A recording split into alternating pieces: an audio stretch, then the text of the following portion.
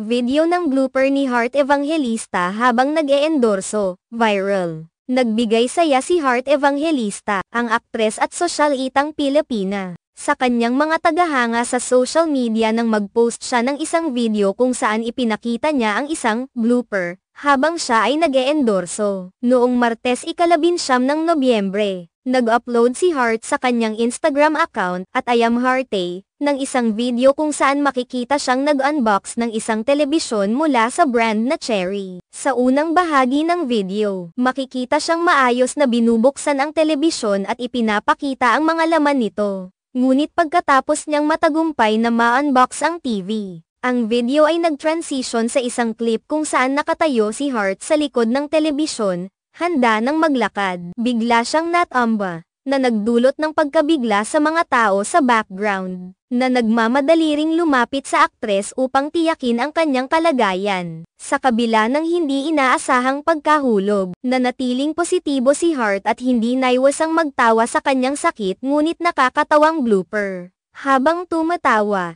sinabi niya, "Lintik, bumili na kayo ng TV," na nagbigay tuwa sa mga nanunood. Ipinakita ni Heart na kahit sa mga simpleng pagkakamali, maaari pa ring magpatawa at magbigay saya sa iba. Sa comment section ng kanyang post, marami ang humanga sa pagiging composed at eleganteng reaksyon ni Heart sa kabila ng hindi inaasahang pagkahulog. Ang ilang mga netizens ay nagbigay ng mga papuri sa kanyang positibong attitude at kung paanong siya ay patuloy na nagpamalas ng grace under pressure. Isang katangian na hinahangaan ng marami sa kanya. Maging ang mga sumusunod sa kanya ay nakapansin sa kanyang pagiging mabait at kalmado kahit na isang blooper ang nangyari sa kanyang video. Ang video na ito ni Heart ay nagpakita ng kanyang pagiging relatable at pagpapakita ng kahalagahan ng pagkakaroon ng sense of humor, lalo na sa mga moments ng aberya. Sa mga ganitong pagkakataon, mas nakikilala ang mga personalidad sa kanilang kakayahan na magpatawa at magbigay ng positibong vibe sa kanilang mga taga-suporta. Hindi na bago si Heart Evangelista sa paggawa ng mga online content at endorsements.